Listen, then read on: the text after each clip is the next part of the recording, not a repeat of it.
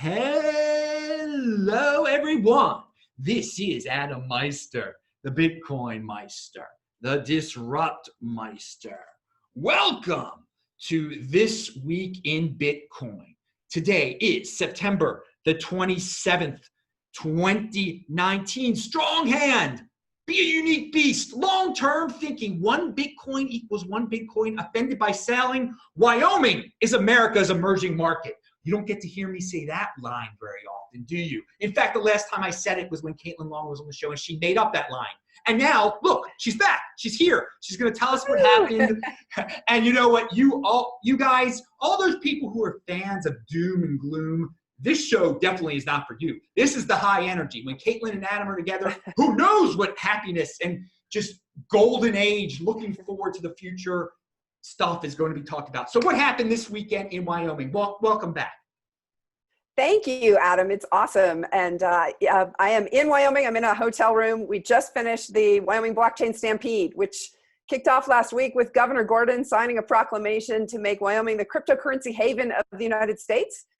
I didn't think I'd live to see the day, or probably a lot of us didn't think we'd live to see the day when a governor of a state would say that, but he did last week. And then we had the task force, the last meeting of the task force before we start doing all the legislative machinations. We recommended passage of 7 bills. Some of them are just cleanup technical bills. One really important one is it allows the new special purpose depository institutions to serve retail clients. Watch, because some of the exchanges in this space may come into Wyoming as a result of that one change. And we're also going to allow insurance companies to invest in crypto in Wyoming. And 2 really important ones that I think your audience will love. One says that in the state of Wyoming, the state cannot ever compel you to disclose your private key. Now, again, this isn't law yet. It has to go through the process. But this was something that, you know, the community asked for. Could we have an absolute prohibition on ever, you know, a judge or in criminal or civil or administrative proceedings, you will never have to disclose your private key if this bill becomes law. And we also had one. We were going to actually allow DAOs to have legal recognition in Wyoming, but instead we basically said, why don't we just basically take the criminal liability away from developers so the state can't criminally prosecute developers for writing code.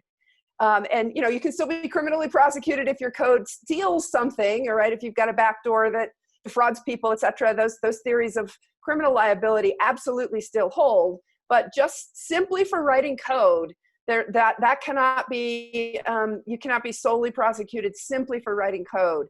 And then after that, if that weren't enough, we went into Hackathon. We had both a developer conference and a business conference.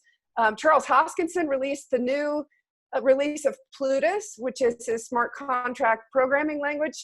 And Jesse Powell brought a whole huge team of people from Kraken. And Shapeshift came up and started teaching Bitcoin 101 to, you know, regular folks from the public.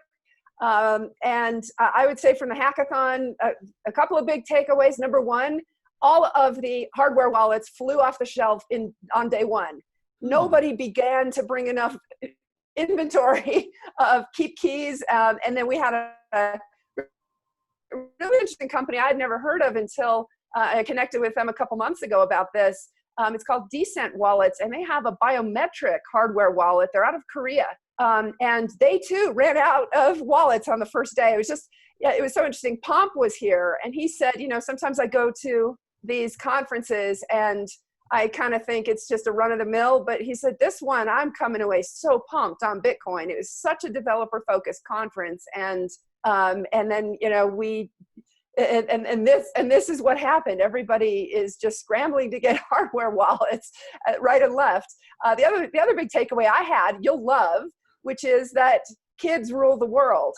We had a 13-year-old CEO of a company who was spouting off the limitations of his SEC no action letter like a 30-year-old CEO. He was so amazing. And then we also had a team of 8th graders from a tiny town in the middle of Wyoming who have a very special teacher.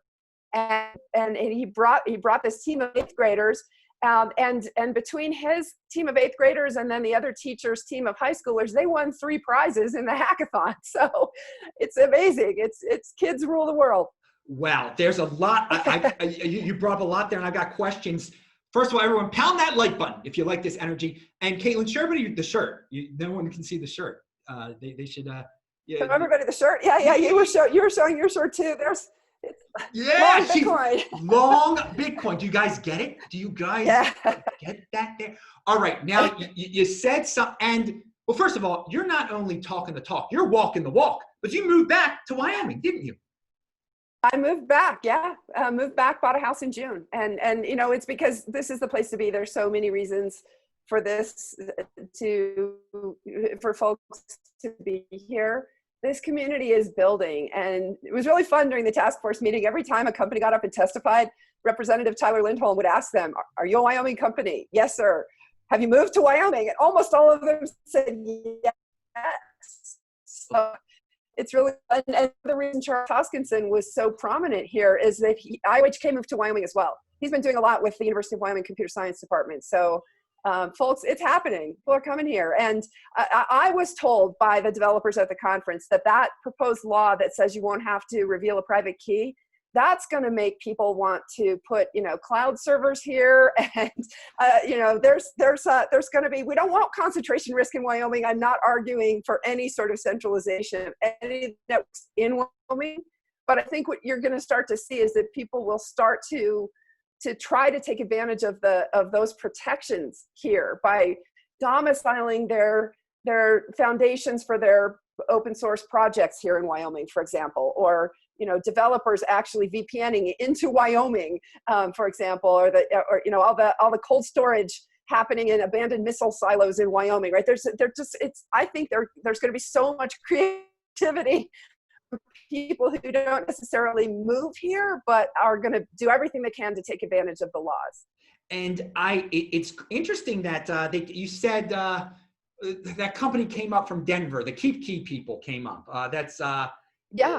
Yep. Shapeshift. That's what I meant to say. So I mean, maybe that's very convenient. That's very again, take advantage of Denver's proximity. I like that a lot. Now, you said something that was shocking to me. You said the hardware wallets were going off flat. They ran out of hardware wallets. Now, were they being sold at a discount? Were they being sold? Were they being given away?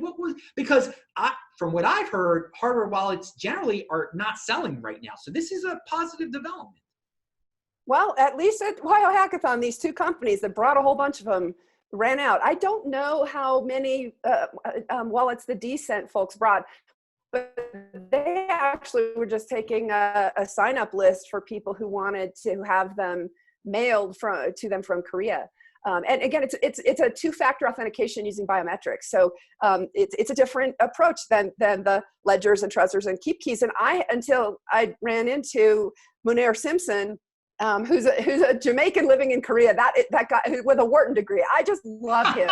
He is just so global. He's just a perfect example of this industry, how global we are. And he shows up in Wyoming and just blew people away with the device that he had. But then the Shapeshift people brought 500 of them up, and they offered to keep selling, as I think you may know. They just had their 5th anniversary, and so they were selling them for $5, and so they offered to sell them for $5 up here in Wyoming. So they were discounted, but they weren't free. They weren't giving them away. And yet, people from the general public, actually, the reason Shapeshift came up is I asked them to, because there are still a lot of people, as we know, who don't know how to acquire and store Bitcoin. And here we had this huge event on campus in this brand new engineering building that was almost purpose built for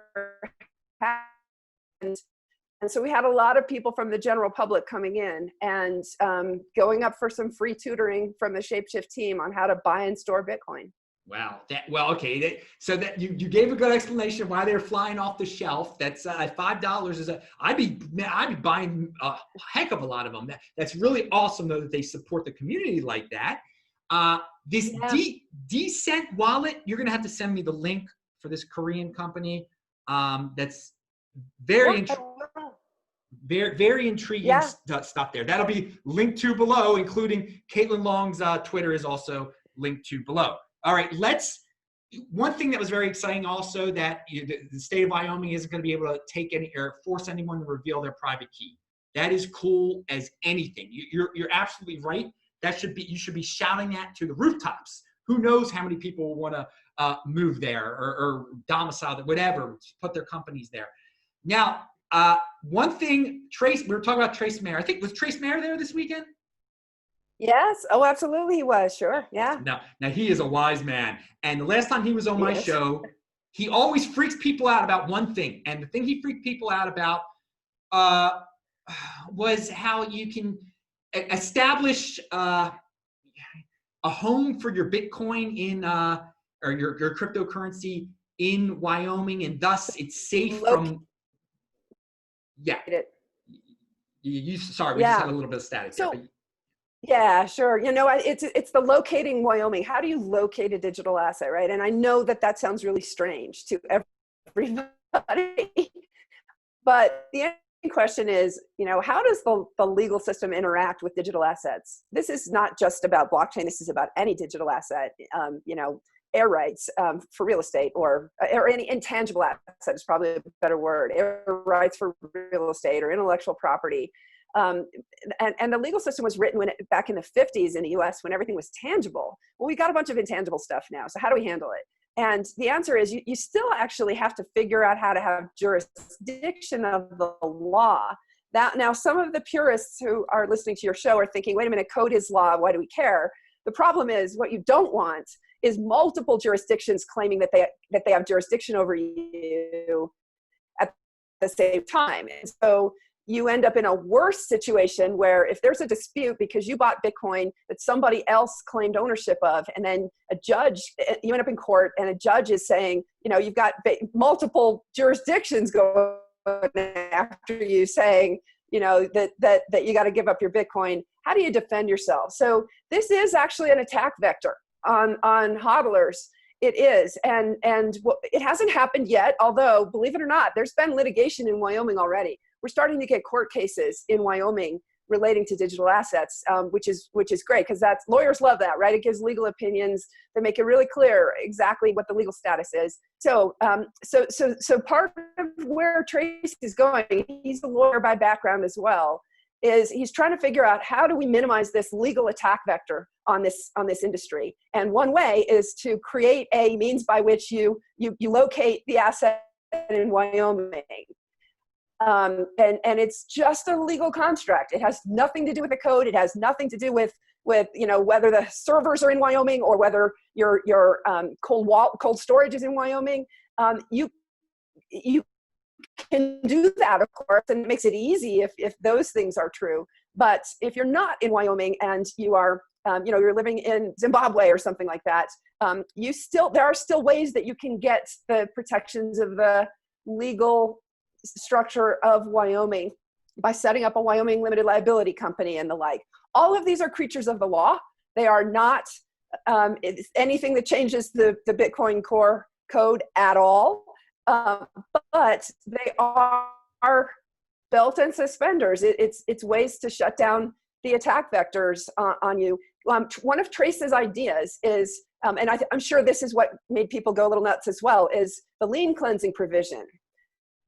And you may be thinking, what the hell? Why do I care about this? Well, you know, right now with Bitcoin at 10,000, it's, you know, look, let's be honest, we're still a niche industry. If Bitcoin's at 1 million, okay, everything, we are all honeypots that are targets, not just for theft of our private keys, but also for these legal attack vectors where somebody's going to claim that they own that Bitcoin. Let me give you an example of where this is very realistic. It's the market. People are lending their Bitcoins right and left right now. And you don't know whether when you put your coins on, you know, on a BlockFi or a Salt Lending or any number of those platforms. I'm not singling any of them out, but you all know what I'm talking about. People, you'll deposit your Bitcoin there, and then they will lend it out. And what you don't know is whether that claim that somebody else had against your Bitcoin might come back to be enforced against you by a court at some point down the road. And you know, that's something you have no visibility into. because they're not showing you the legal documents of, who they lent your Bitcoin to, whether that lien was released, to use a legal term. A lien is like a mortgage. When you borrow money against your house, there is something called a mortgage. It's a lien that says that the lender has the first claim on that.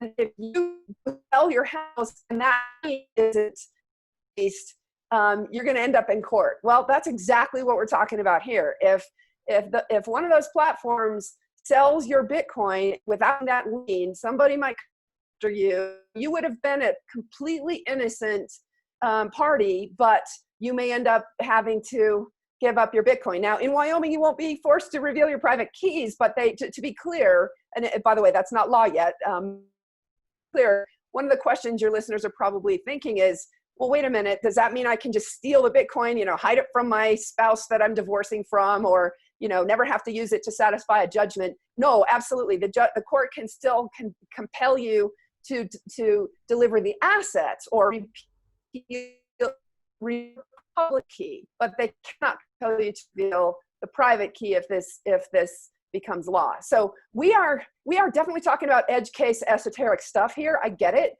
And that's probably making some of your listeners' minds explode, but it's less relevant now than it will be when Bitcoin is at 1 million or 10 million, right? And all of a sudden, everybody's going to be coming after all the hodlers. This is long-term thinking here. I get it. But again, people, there are ways you can kind of avoid some of this trouble, with the BlockFi example, not picking on them. Don't loan out your freaking Bitcoin where you get into situations where someone can question the title, question who really owns it. That's what I preach here. Just get that hardware wallet for $5 and store it and never loan it out, and you're good. We're back to proof of keys, right? That's what proof of keys is all about. And it's not just the coin lendings, right? Businesses. It's Bakkt and LedgerX, and it's even all of the custodial exchanges. If you don't have custody of your keys, you don't own your Bitcoin. And so I don't mean to single out coin lending platforms. I shouldn't even be naming any of them, but what I'm intending to do here is to lay out that all of them, the moment you turn those Bitcoins over to them, you don't know what the true title history of those coins is, except for what's recorded on the blockchain. But all these legal constructs like liens and things are off chain, and there's no way for you to keep track of, if you've got margin lending claims against the coins that you bought and you are a totally innocent purchaser. It's theoretically possible, and I think it will happen increasingly, that somebody's going to get sued for having bought Bitcoins that somebody else claimed to have owned. Okay, you really fleshed it out nicely, so that people, I think it'll calm people down, and I definitely, I understand it a lot more than I previously did also. You gave real life examples. This is good stuff. All right, people, pound that like button. Now, we're going to move into the broader financial world. The repo. Was explain what that was, and what's it got to do with Bitcoin, because you've got some thoughts on it. Yeah, I'm actually writing this up as we speak. The repo market, as you know, I came from Wall Street. I spent a lot of time in and around that market, and it's how the big banks fund themselves. They fund themselves overnight by pledging securities on their balance sheet as collateral for loans. Back to this whole lien concept we were just talking about, right? It's what's called secured financing. Well, there were a couple of banks last week that were so desperate for financing that they were willing to pay 10% overnight on clean collateral like a US Treasury. Okay, so what does that mean? It means the financial system ran out of cash. Stop and think about that. The financial system ran out of cash last week, and the Fed had to pump more in by basically diluting all of us dollar holders to the tune of, I think it was 58 billion the first day, and it was 75 billion on Friday. And so basically it's propping up zombie banks. Now, a little esoteric here. If you think about a U.S. Treasury, that's supposed to be a so-called risk-free asset. We all know it's not, but that's what the financial system thinks. So why is it that somebody was willing to pay 10% to be able to finance on a risk-free asset that has a very, very low interest rate? There's something really upside down on that. And the answer is that, of course, we know that those assets are not risk-free. They are the most fractionally reserved assets in the financial markets. U.S. Treasuries are. The IMF did an analysis of government bonds and estimated that there are 3 people who think they own every government bond outstanding. And so the truth of the matter is that those things are fractionally reserved just the same way traditional banks are fractionally reserved, which means that they are all technically insolvent. And the Fed props them up by keeping them liquid, but they are insolvent. So this is all super great, teaching moments for us in the crypto world to explain to people. It is pretty scary what happened last week. Now, the Fed can always pump, can bail out the financial system by pumping in cash, which is what it did. But we came that close. The fact that we came that close to a real problem should be making everyone pause. And I think it is, by the way. A lot of people are talking about this. It's a great teaching moment. But I will also say, I went back and looked at how fast Lehman Brothers collapsed. Lehman's stock was about $18 the week before it went to zero. That's unusual, right? If you think about like the retail companies, like I was looking at JCPenney the other day, a great old company, and its stock is trading at like 75 cents, right? But it has been for a long time. So the market is saying, look, the chance this company survives is not very high when the stock price goes down that way, that goes down that far, but it took years to get there. In Lehman's case, it took a week to get from 18 to 0. And so what does that tell you? That tells you things can unwind very fast in the financial system. And so a company that appears solvent one day can be out of business the next. And the reason is because they lose access to the repo market. It is ground zero for financial services instability. And so that's why the folks in the know are looking at this going, we saw this coming a long time ago. It was not a surprise. This has been building in this most recent episode for months. It just happened to break into the headlines this past week. But it should make everybody really nervous about keeping assets in the mainstream financial system. But the thing is, now, the Fed can just print the money and fix the problem. That's what just happened. I mean, they didn't do it for Lehman for some reason, but they did it this week or last week, apparently. So, I mean, don't we know the solution already? We already know the solution. I mean, then it dilutes the dollar. But I don't know. I'm of the school of thought that things aren't going to fall apart. They'll keep doing that over and over again.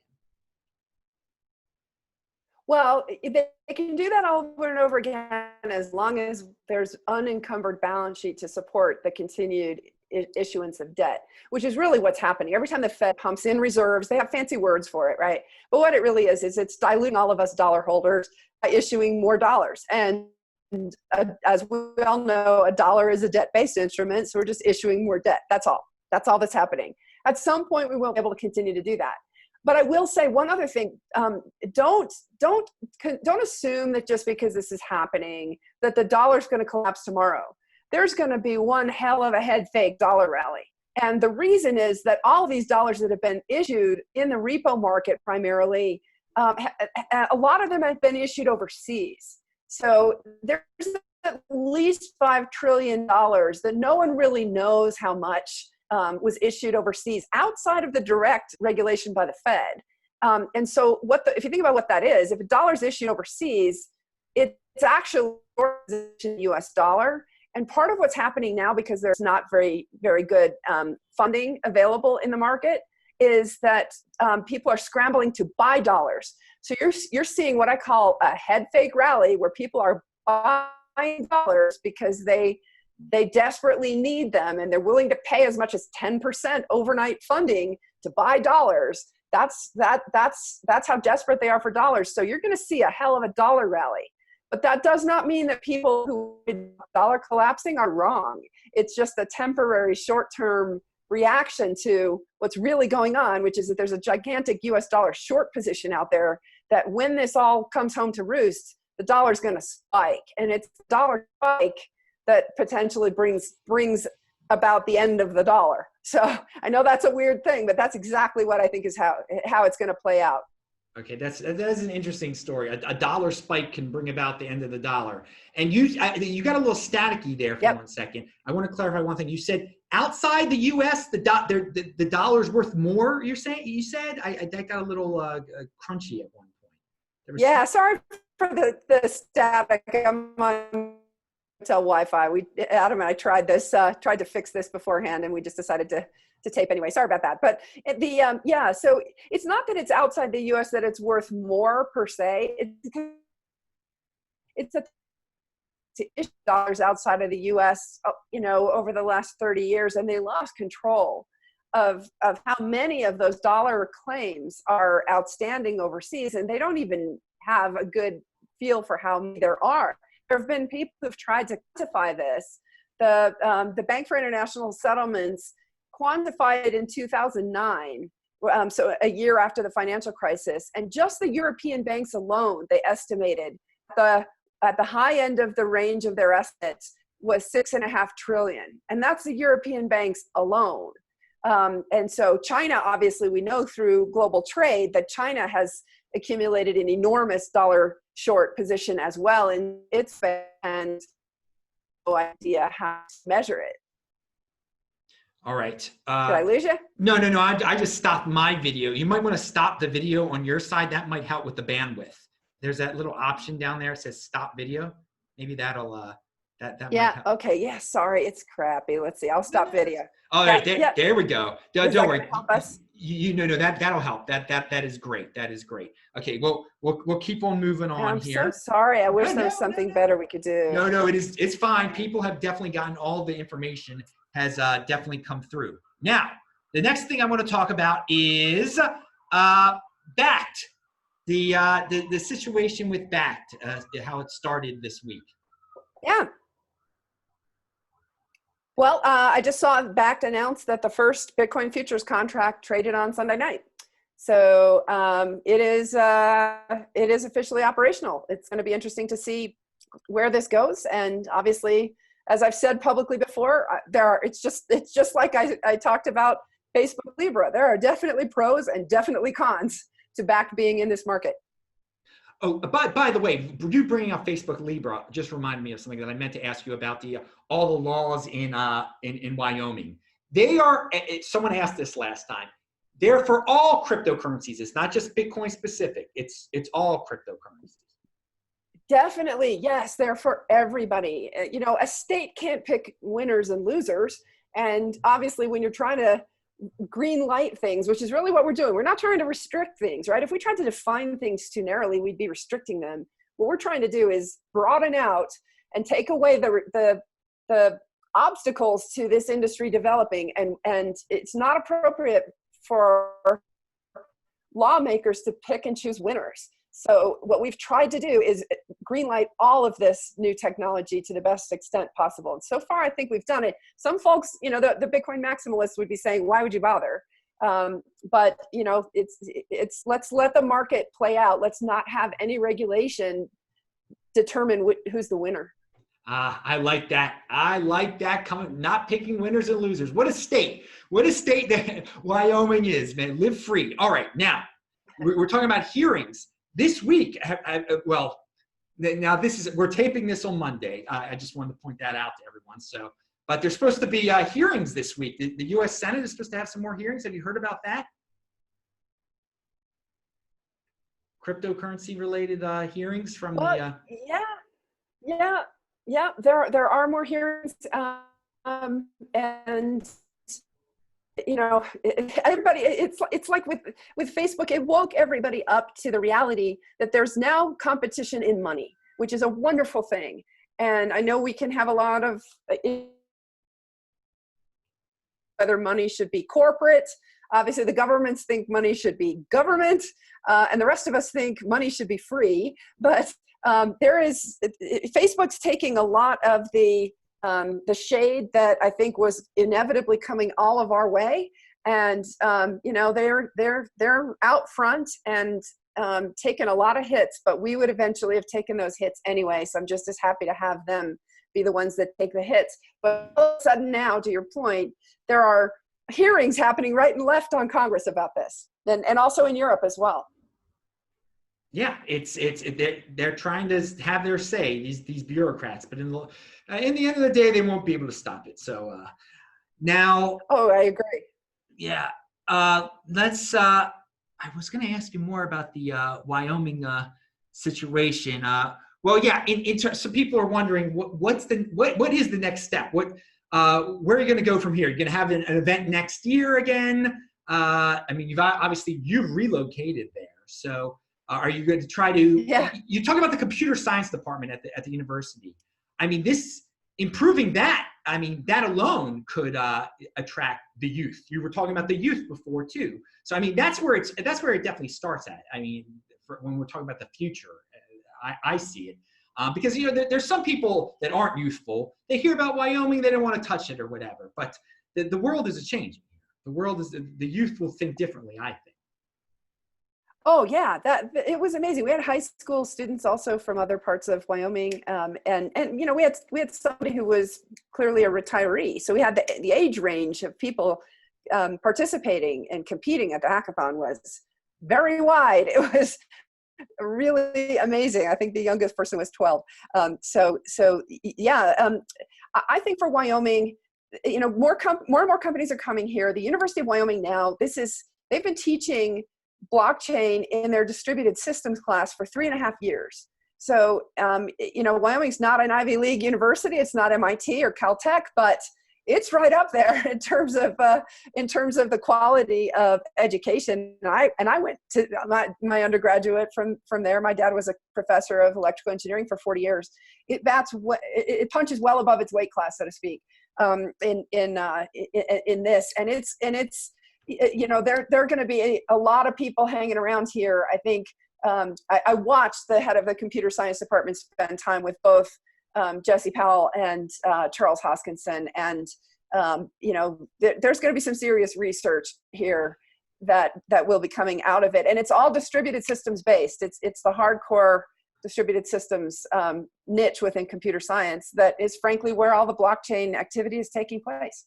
Yeah, it would be great if a pipeline could be created from the universe, because there are companies out there all over the world that are looking for blockchain people, Bitcoin people, whatever you want to call it. But a university anywhere could step up and say, we're the ones that are going to create this pipeline of people, and we're going to be the best of the best.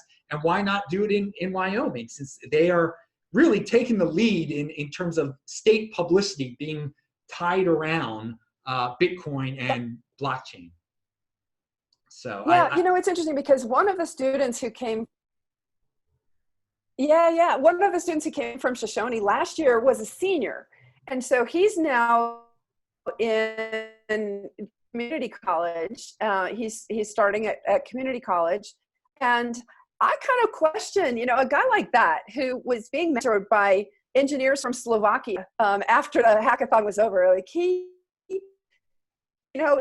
doesn't need a college degree.